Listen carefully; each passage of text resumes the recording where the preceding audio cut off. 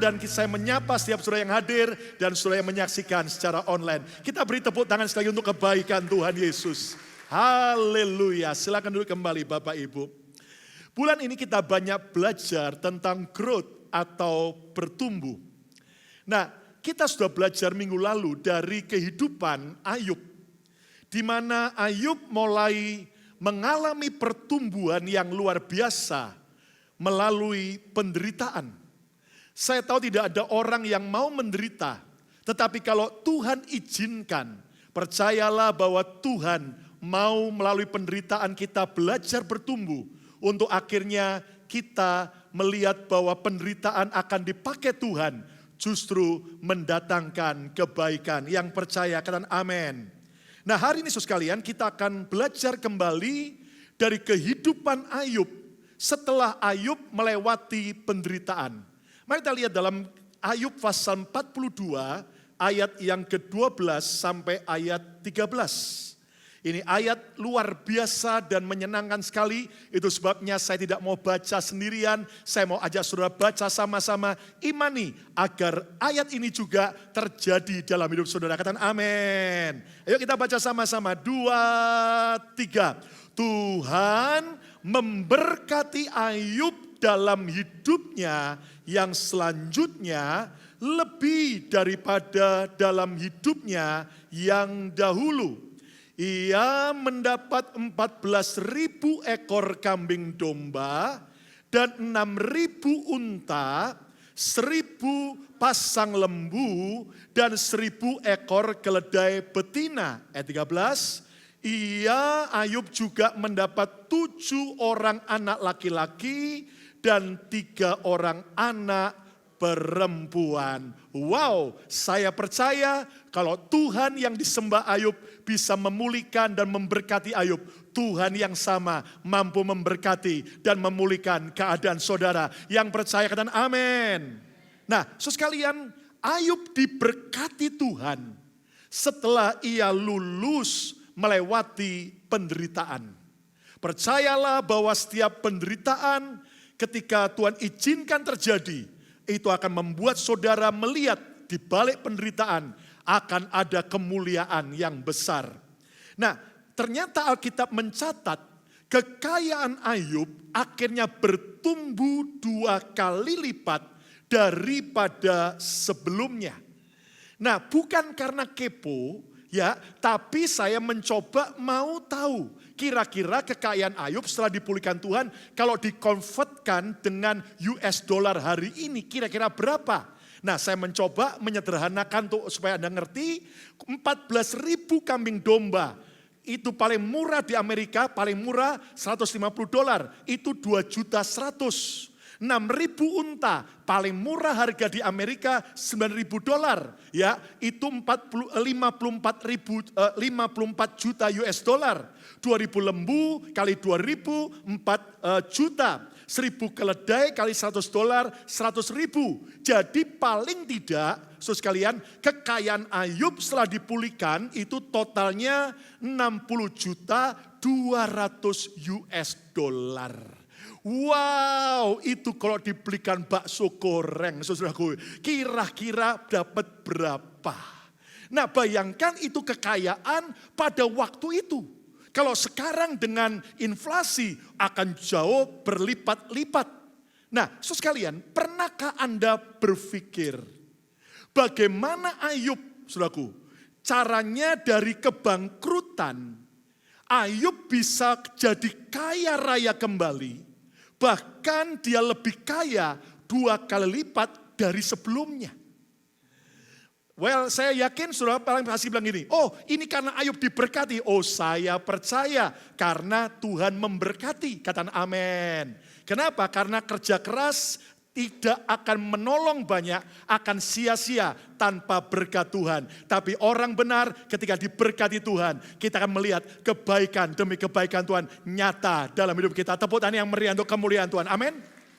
Tapi coba mari kita imajinasikan, kita pikirkan. Ayub itu diberkati Tuhan, jadi kaya raya 2 kali lipat. Apakah tiba-tiba Tuhan mengirimkan dari sorga jatuh ke depan hidup Ayub? Bluk. sebanyak 14.000 kambing domba.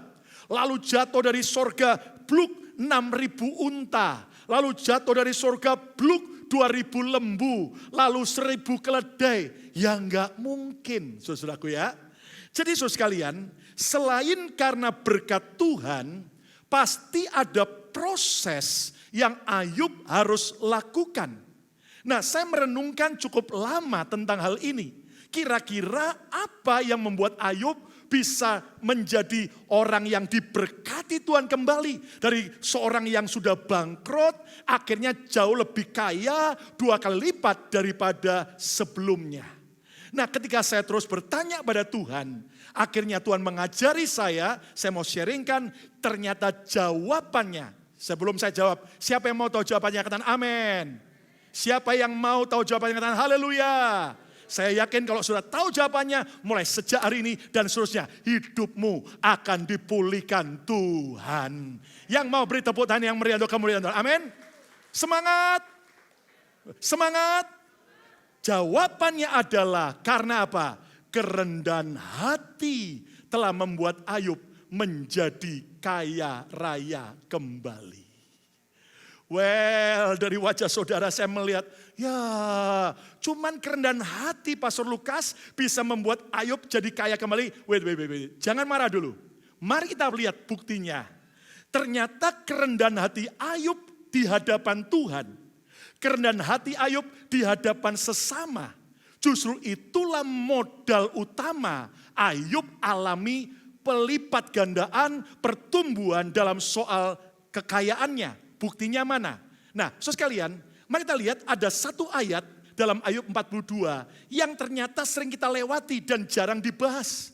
Tapi ternyata ini ayat penting. Ingat bahwa Ayub di pasal 42, dia bertobat, dia menyesali perkataannya, dia cabut semua perkataannya yang menuduh Tuhan tidak adil, lalu kemudian dia mendoakan berkat bagi teman-temannya yang menghakimi dia. Dan Anda tahu, sebelum di ayat 12 Ayub menjadi kaya kembali, Tuhan memulihkan. Ada satu ayat sebelumnya, ayat 11 yang sering kita lewatkan. Dan disinilah ternyata jawabannya. Ayub 42 ayat 11. Kemudian datanglah kepadanya, kepada Ayub, semua saudaranya laki-laki dan perempuan. Enggak tahu jumlahnya berapa pastinya, tapi pasti banyak. Ya, kenapa? Karena anak Ayub saja 10. Sudah ya, bayangin ya toh. Jadi Ayub pasti punya orang tua yang juga punya anak banyak.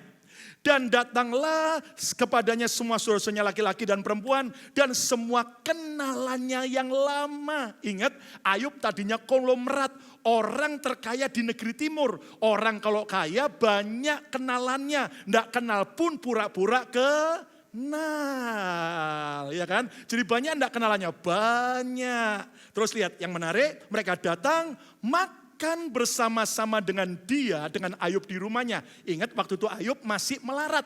Tapi waktu mereka datang diberi makan oleh Ayub. Ini juga bicara tentang apa? Menabur di masa sulit. Memberi makan, menjamu saat kita sendiri dalam kesukaran. Lihat, mereka para keluarga Ayub, saudara-saudaranya dan juga kenalannya menyatakan turut berduka cita dan menghibur Ayub oleh karena segala malapetaka yang telah ditimpakan Tuhan kepadanya. Kalimat terakhir ini menarik sekali. Dan mereka masing-masing, baca yuk sama-sama selanjutnya 2-3, memberi dia uang 1 kesita dan sebuah apa? Cincin emas.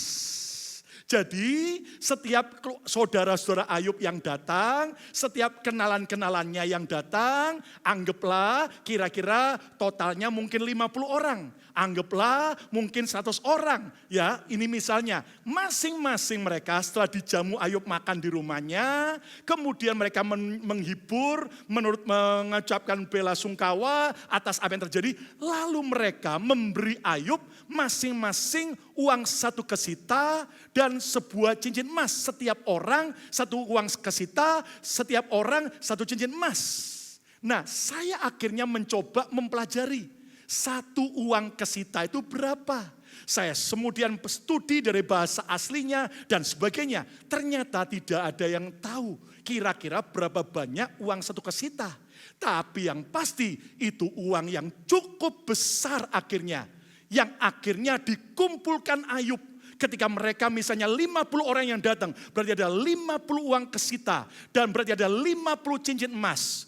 Dan itulah yang menjadi modal awal bagi Ayub mulai kembali berusaha. Dari sumbangan uang kesita, sumbangan emas, cincin itu dia jual, kemudian dia mulai membeli unta, membeli kambing domba, membeli saudaraku kemudian yaitu keledai dan lembu. Dan dari situ akhirnya Tuhan memberkati Ayub, memulihkan sehingga semua kambing dombanya berkembang biak, kemudian semua untanya bertambah banyak dan Ayub jadi kaya raya kembali. Beri tepuk tangan yang meriah untuk kemuliaan Tuhan.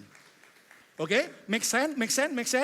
Bagi saudara bilang, ya Pastor Lukas, mana hubungannya dengan kerendahan hati? Saudara tidak tahu apa sesungguhnya yang dialami Ayub waktu dia menderita.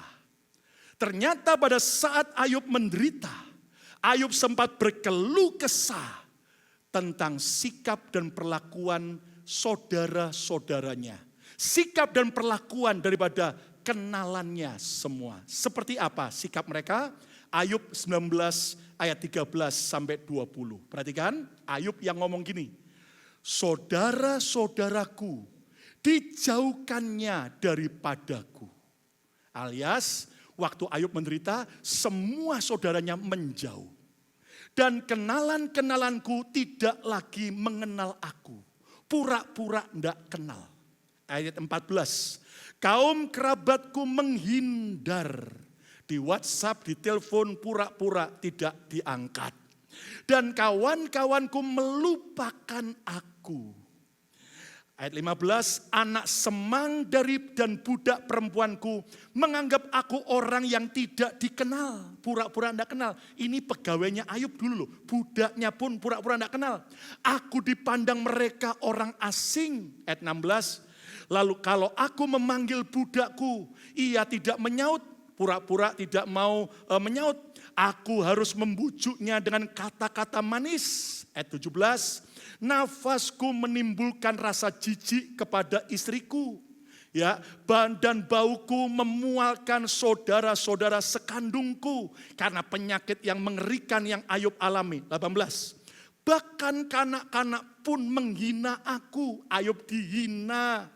Kalau aku mau berdiri, mereka mengejek aku, dia diejek. Ayat 19, semua teman karibku merasa muak terhadap aku. Dan mereka yang kukasih berbalik melawan aku. Tadinya baik, berteman malah sekarang melawan. Ayat 20, tulangku melekat pada kulit dan dagingku. Dan hanya gusiku yang tinggal padaku. Saudara, setelah kita baca ayat ini, kita baru nyadari bahwa pada waktu Ayub menderita, berapa lama dia ngalami proses penderitaan, kita nggak tahu.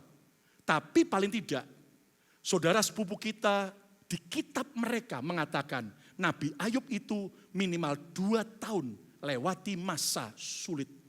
Nah di saat itu Ayub dihindari, dijauhi, bahkan tidak pura-pura tidak dikenal, dianggap jijik, dihina, diejek, bahkan dimusuhi. Coba Anda bisa bayangkan. Dari seorang yang kaya raya, yang dipuji, dihormati, dihargai. Akhirnya waktu susah, diejek, dihina, sampai pegawainya pun budaknya dipanggil tidak mau menyaut. Seolah-olah semua keadaan berantakan. Tapi yang menarik begini. Justru disinilah ujian kerendahan hati. Justru disinilah ujian kerendahan hati. Saudara, dengar baik-baik. Sifat dan perlakuan manusia gampang berubah. Hari ini bisa memuji Anda setinggi langit.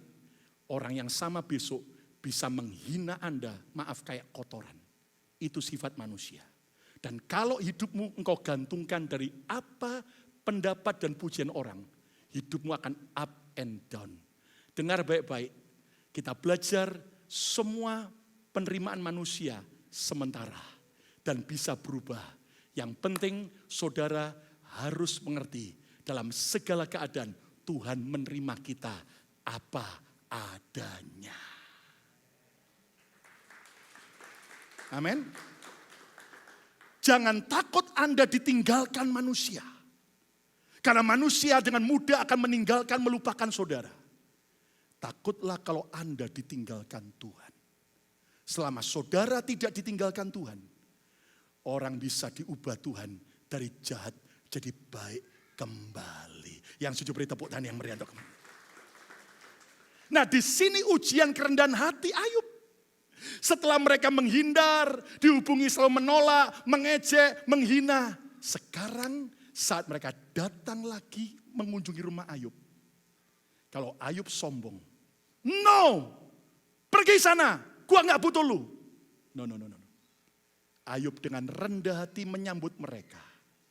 Bahkan ngajak mereka makan. Coba bisa bayangkan kira-kira berapa yang harus dia siapkan untuk makanan. Dan ini menjamu, menabur di masa sulit. Dan yang menarik adalah dengan rendah hati Ayub mau menerima sumbangan uang kesita dan cincin-cincin emas dari semua orang-orang yang pernah menghina, pernah menghindar, dan pernah mengejeknya.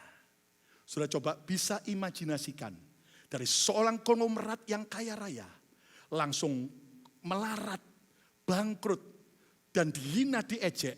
Sekarang orang-orang yang sama datang mau nyumbang Ayub. Anda bisa bayangkan, pasti kita tersinggung, merasa terhina. Tapi di sini kita belajar justru bahwa kerendahan hati akan membawa pemulihan dan pertumbuhan. Tepuk tangan yang meriah untuk kemuliaan Tuhan. Saya percaya bantuan uang dan emas inilah yang akhirnya menjadi modal bagi usaha Ayub sehingga ia menjadi kaya raya kembali. Saudara sekalian, tahukah Anda bahwa kerendahan hati adalah magnet bagi datangnya kekayaan, bagi datangnya kehormatan, dan bagi datangnya kehidupan. Mazmur 37 ayat 11. Tetapi orang-orang yang rendah hati akan mewarisi negeri. Jangan Anda hanya lewatkan kalimat ini, coba imajinasikan. Kalau saudara terima warisan satu rumah saja, yang harganya mungkin sekarang lagi naik di kota Philadelphia, berarti Anda akan dapat kekayaan sekian ratus ribu US dollar. Apalagi kalau Anda mewarisi, saudaraku, satu kota, berarti Anda menjadi orang terkaya di kota itu. Apalagi kalau sudah mewaris satu negeri, berarti Anda akan jadi orang terkaya. Ingat, pinter penting, ingat kerja keras penting. Tapi yang Alkitab katakan bukan soal kepandaian dan kerja keras. Tapi yang Alkitab katakan kerendahan hati. Orang yang rendah hati akan mewarisi negeri. Amin. Dan bergembira karena kesejahteraan yang berlimpah-limpah. Tapi justru kesombongan adalah jalan tol bagi kejatuhan. Jalan yang licin untuk menuju kepada kejatuhan. Amsal 16 ayat 18. Kecongkakan mendahului kehancuran. Dan tinggi hati mendahului kejatuhan. Gak usah kaget. Kalau orang begitu sombong, tunggu saja tanggal mainnya. Pasti dia akan hancur dan pasti dia akan jatuh. Tapi kalau saudara tidak mau hancur, tidak mau jatuh. Apapun yang kau alami, saat menderita maupun saat diberkati, tetap rendah hati. Karena Anda tahu kerendahan hati akan membuat kita semakin diangkat dan semakin dipermuliakan oleh Tuhan. Beri tepuk tangan yang meriah untuk kemuliaan Tuhan. Amin. Nah, judul khotbah saya hari ini adalah Humility Brings Growth. Kerendahan hati membawa pertumbuhan. Ayo ucapkan bersama saya statement ini. 2, 3. Kerendahan hati membawa pertumbuhan. Tahukah Anda bahwa musuh utama kerendahan hati adalah apa? 2. Gengsi dan harga diri. Coba Anda bisa bayangkan seandainya Ayub Yang tadinya kaya raya, konglomerat, kemudian melarat, bangkrut, tidak punya apa-apa, dan mereka semua menghindar. Sekarang ketika mereka datang, Ayub kemudian menyatakan, gua terhina, lalu dia tolak semua. Saya yakin Ayub tidak akan alami pemulihan dari Tuhan. Kerendahan hati akan membawa pertumbuhan dan pemulihan. Saudara sekalian, tapi pertanyaannya sekarang, berapa banyak orang sudah rendah hati? Tapi kenapa hidupnya tidak bertumbuh seperti Ayub? Nah, di sini kita akan belajar. Supaya saudara rendah hati, tapi rendah hati yang benar. Katakan amin. Nah, bagaimana kerendahan hati bisa membawa pada pertumbuhan? Yang pertama adalah bangun gambar diri dengan benar. Build the right self-image. Bangun gambar diri saudara dengan benar. Nah, yang menarik begini. Di antara kata-kata Ayub yang ngaco waktu dia menderita. Tapi ada kata-kata emas, kata-kata mutiara yang akhirnya menjadi berkat buat kita hari ini. Lihat dalam penderitaan Ayub masih menggambarkan dirinya dengan benar. Dia membangun self-image-nya dengan benar. Buktinya mana? Ayub 23 ayat 10. Ayub bilang begini saat dia masih menderita. Karena ia Tuhan tahu jalan hidupku. Kata bersama saya, Tuhan tahu jalan hidupku. 23. Seandainya ia Tuhan menguji aku, memproses aku akan timbul seperti emas. Berarti Ayub tahu persis, aku harus jadi seperti emas. Aku harus betul-betul menjadi bernilai seperti emas. Kenapa Ayub tidak bilang begini? Maka ketika Tuhan menguji aku akan timbul seperti sampah. No. Tapi Ayub menganggap aku akan timbul seperti emas. Di sini menggambarkan bahwa Ayub punya gambar diri yang benar. Maaf kata, ada banyak orang rendah hati, tapi rendah diri juga. Mereka membangun gambar dirinya buruk sekali, makanya nggak alami pemulihan. Dengar baik-baik, mari belajar bahwa kita harus betul-betul menggambarkan diri kita di hadapan Tuhan. Bahwa kita harus sekualitas emas yang murni. Yang mau beri tepuk tangan yang meriah kemuliaan Tuhan. Amin. Untuk menolong saudara mengerti maksudnya, saya beri sebuah ilustrasi. Seorang pemuda lulus kuliah, mendapat ijazah, lalu dia mau cari kerjaan. Dia melamarkan semua resumenya ke banyak perusahaan. Tapi nggak ada satupun yang memanggilnya. Semua menolak dia untuk bekerja. Sekian lama pemuda ini nganggur dan dia stres. Dan dalam keadaan putus asa dia merasa, saya tidak ada yang menerima, saya nggak ada orang menghargai saya, semua menolak saya. Sudah lebih baik saya bunuh diri. Nah, sebelum dia bunuh diri di tepi pantai, dia mau menenggelamkan dirinya. Untungnya ada seorang pria melihat dan dia berkata, "Nak, ngapain kamu mau bunuh diri? Bunuh diri bukan jalan keluar, nak. Justru akan membuat hidupmu tambah kacau dan hancur." Kemudian ini anak muda berkata, "Tapi Pak, semua orang menolak aku. Semua orang tidak menghargai aku. Buat apa aku hidup?" Nak, sini Bapak mau bicara. Lalu kemudian itu anak muda diajak duduk di tepi pantai. Kemudian Bapak ini mengambil pasir dengan genggam tangannya. Dan dilempar dekat anak muda itu. "Nak, tolong ambil pasir yang Bapak baru lempar." "Oh ya nggak bisa Pak." Diambil lagi pasir, lempar lagi. "Tolong ambil nak." "Oh nggak bisa." "Kenapa?" "Banyak pasir mana yang Bapak lempar saya nggak tahu." Bapak ini mulai senyum. Dia lepas cincin emasnya. Lalu dilempar dekat pemuda itu. "Nak, sekarang ambil cincin emas." "Oh saya bisa." Diambil. Kemudian Bapak itu berkata, "Nak, kenapa orang tidak menghargai kamu? Kenapa orang tidak menerima kamu? Sebab kamu masih seperti pasir, seperti kebanyakan yang lain. Tetapi kalau kamu mau menempa dirimu, kamu mau betul-betul memproses hidupmu dan melatih dirimu dan mempoles dirimu menjadi seperti cincin emas itu, yang berbeda dengan pasir-pasir yang lain, maka orang dengan mudah akan memilihmu dan menghargai hidupmu." Nah, hal yang sama. Enggak usah sibuk menyalahkan orang lain, kecewa dan marah-marah. Tapi belajar bertanya, hari ini kualitas hidup saudara masih seperti pasir ataukah sudah seperti kualitas emas? Ayub berkata, Kalau Tuhan menguji aku akan timbul seperti emas yang murni. Tepuk tangan yang meriah untuk kemuliaan Tuhan. Emas yang asli saat diinjak-injak gak akan tersinggung. Emas yang asli saat dipuji-puji, dikagumi, gak akan sombong. Inilah kualitas hidup seperti emas. Nah, Ayub membangun harga dirinya, gambar dirinya dengan benar. Nah, rahasia membangun gambar diri dengan benar bagaimana? Sadari bahwa kita berharga dan mulia di hadapan Tuhan. Gak peduli perlakuan orang lain dengan saudara. Gak peduli pujian, gak peduli berapa banyak yang like di sosial media saudara.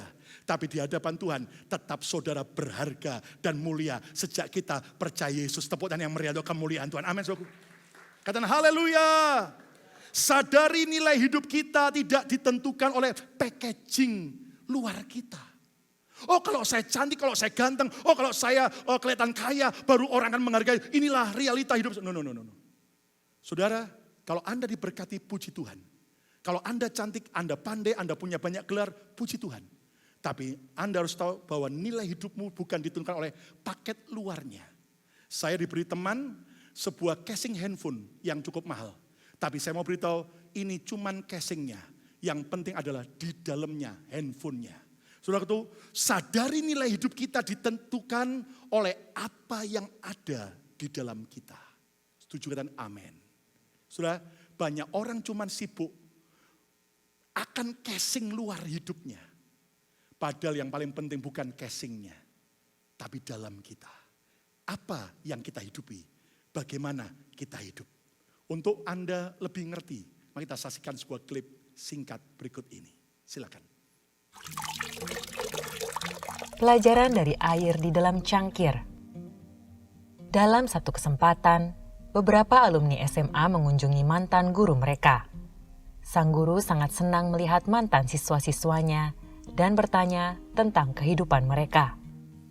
Para alumni itu pun berbagi kesulitan hidup mereka. Di antaranya adalah stres kerja, masalah hidup, bisnis, dan pendapatan yang kurang. Sang guru mendengar pengalaman mereka dengan senyuman. Ia kemudian berjalan ke dapur dan mengeluarkan beberapa cangkir untuk diletakkan di atas meja. Cangkir-cangkir ini memiliki bentuk dan pola yang berbeda. Ada yang terbuat dari kaca, tanah liat, dan plastik. Ada yang bentuknya mewah dan cantik. Ada yang biasa saja dan tidak begitu menarik. Sang guru berkata kepada para mantan siswanya sambil tersenyum. Silahkan tuang air sendiri jika kalian merasa haus. Para mantan siswa itu lalu mengambil cangkir masing-masing untuk minum air. Setelah itu, sang guru menunjukkan cangkir-cangkir yang tertinggal di atas meja dan berkata, Apakah kalian sadar bahwa kalian telah memilih cangkir-cangkir yang cantik? Hanya cangkir-cangkir plastik dan yang kurang menarik saja yang tidak kalian pilih. Tentu saja itu tidak aneh. Siapapun akan lebih tertarik dengan cangkir yang cantik dan bentuknya menarik. Sang guru lalu berkata, Inilah akar masalah dari kehidupan kalian. Yang kita butuhkan adalah air, bukan cangkir. Tetapi kadang kita tidak sadar dan berpikir bahwa kita harus memiliki cangkir yang cantik untuk diisi. Hidup kita ibarat air, dan cangkir-cangkir itu adalah seperti pekerjaan, jabatan, dan properti. Semua itu hanyalah alat untuk mengisi air. Betapapun cantiknya, tidak akan mempengaruhi kualitas air. Jika kalian hanya fokus pada bentuk cangkir, maka kalian tidak akan bisa menikmati air di dalamnya. Jadi, bukankah ini akar masalah dalam kehidupan? dalam hidup ini memang ada banyak hal yang menyenangkan dan indah yang bisa membuat kita lupa tentang kehidupan sejati kita. Jangan sampai mata kita dibutakan oleh keindahan dan kecantikan pelengkap hidup kita dan membuat kita tidak menghargai kehidupan itu sendiri. Hargailah hidup Anda lebih daripada pelengkap hidup Anda. Kita Kita beri tepuk tangan yang meriah. Well, kita boleh punya cangkir yang cantik, aksesoris, make up, dan sebagainya. Semua hal yang baik, tapi yang paling penting bukanlah soal casing luarnya. Tapi nilai hidup kita, karakter kita, Tuhan yang ada dalam hidup kita. Tepuk tangan yang meriah, kemuliaan Tuhan, amin. Nah, yang kedua, bagaimana kerendahan hati bisa membawa pertumbuhan. Yang kedua adalah berani hidup realistis. Berani hidup dalam realita. So sekalian, Ayub adalah seorang yang akhirnya berani hidup realistis. Ayub tidak hidup halu. Anda tahu itu istilah keren sekarang, ya, lagi keren atau lagi viral. Halusinasi.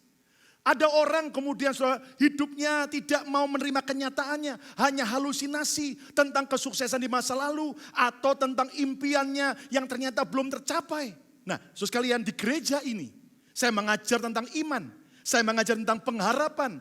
Saya mengajar tentang kekuatan mimpi. Tapi saya juga mengajar keseimbangannya. Saudara sekalian, selain iman, kita juga harus bisa menerima kenyataan yang ada. Katakan amin. Ayub mengakui kondisinya ketika dia sedang menderita. Sebagai apa? Sebagai orang yang telanjang. Ayub 1 ayat 21. Kata Ayub, dengan telanjang aku keluar dari kandungan ibuku. Dengan telanjang juga aku akan kembali ke dalamnya. Tuhan yang memberi, Tuhan yang mengambil. Terpujilah nama Tuhan. Nah, ketelanjangan di sini bukan bicara soal telanjangan nggak pakai baju. Tapi ini gambaran Ayub menyadari bahwa telanjangan adalah gambaran transparan. Keterbukaan, tidak ada yang ditutupi. Nah, saudara sekalian, kalau saudara mau agar kerendahan hati membawa pertumbuhan, maka yang kedua kita harus berani menghadapi realita hidup. Nah, rahasia hidup realistis itu bagaimana? Jangan bermain drama. Saya tahu ada banyak wanita suka nonton drama Korea. Ya, dan saudara kembar saya Lee Min Ho yang main di sana. Saudara sekalian, tapi dengar, ada banyak orang suka bermain drama. Mau pura-pura kelihatan kaya raya, padahal utangnya banyak, padahal nggak punya duit. Ada orang justru kaya mau kelihatan kayak orang miskin. Itu juga adalah orang yang tidak bisa nikmati berkat Tuhan. Ada orang juga yang mau kelihatan pura-pura bahagia. Weh, apalagi sekarang di zaman sosial media, hati-hati saudaraku. Kenapa? Karena seringkali yang ditampilkan di sosial media, semua yang kelihatannya wow. Padahal tak seindah warna aslinya. Coba lihat ya toh, berapa banyak akhirnya kalau sudah foto senyum, wah suami istri gandengan tangan, pelukan. Kalau itu realita puji Tuhan. Tapi ternyata banyak yang hanya fake, hanya palsu. Kayaknya luar biasa mesra suami istri. Padahal tiap hari saudaraku, kenyataan waktu tidak di depan kamera. Kayak Tom and Jerry saudaraku. Di sini gak ada saudara. Ada yang kelihatannya pura-pura rohani, hanya bermain drama. Nah saudaraku, orang yang hidup dalam realitas adalah orang yang tidak bermain drama. Terus apa? Berani mengakui kenyataan. Gak usah gengsi. Berani mengakui kenyataan. Ada orang kalau ditanya, are you okay? I am okay, I am okay. Padahal I'm not okay. Nah, berapa banyak orang tidak berani mengakui kenyataannya. Lalu cepat beradaptasi dengan keadaan. Baik waktu dia sedang miskin, tidak boleh minder, tidak boleh kecewa, tidak boleh rendah diri. Tapi pada waktu dia kaya, tidak boleh sombong dan tidak boleh lupa diri. Nah, saudara sekalian, ini adalah kecepatan beradaptasi dengan keadaan. Saudara, sekali lagi, belajarlah hidup dalam keterbukaan, dalam transparan. Kenapa? Karena orang yang hidup transparan adalah orang yang hidupnya paling ringan. Tapi orang yang too much drama adalah orang yang hidupnya paling berat dan sangat menderita. Itu sebabnya hari ini, jadilah orang yang realistis. Kenapa, saudaraku? Satu kali ada seorang jutawan dari Amerika bernama Henry Ford. Dia adalah penemu mobil Ford dan pemilik pabrik Ford. Nah, saat dia hidup, mobil Ford begitu ngetop di berbagai negara. Satu kali Henry Ford, sang jutawan ini, pengusaha otomotif terkenal di dunia ini, pergi dalam kunjungan kerja ke London, Inggris. Nah, berita kedatangan Henry Ford didengar oleh para wartawan. Wih, heboh masuk sosial media pada waktu itu, saudaraku. Nah, apa yang terjadi waktu Henry Ford sampai ke hotel, dia mau menginap.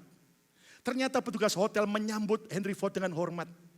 Dan ternyata ketika Henry Ford memesan kamar yang paling murah di hotel itu, petugas hotel kaget. Mr. Ford, Tuan Ford, kedatangan Anda kemari ke London sudah diberitakan di media massa Inggris. Sebagai seorang pengusaha yang besar, mengapa Anda memesan kamar hotel paling murah seperti ini? Jawaban Henry Ford, bagi saya, tidak menjadi persoalan di mana saya tidur. Kamar yang mahal atau kamar yang murah. Yang penting ada tempat untuk saya bisa tidur. Karena saya akan tetap jadi Henry Ford.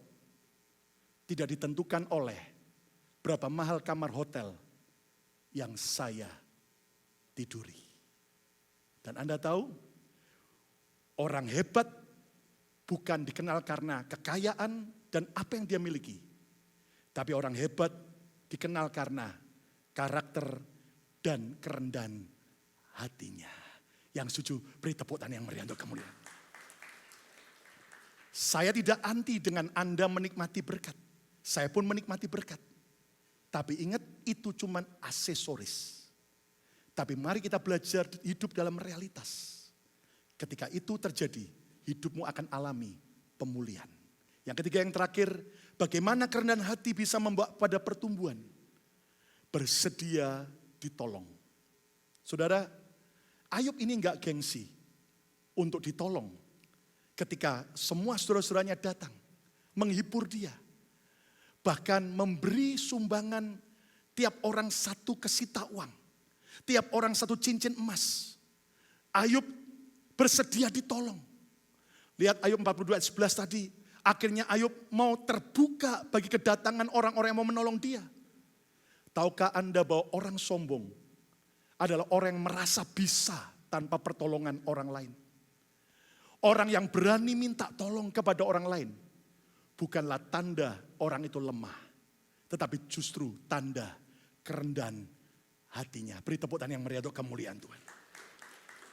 Orang sombong merasa nggak perlu orang lain. Aku bisa sendiri. Tapi Anda tahu justru orang rendah hati. Dia sadar dia perlu orang lain. Dia sadar dia perlu komunitas.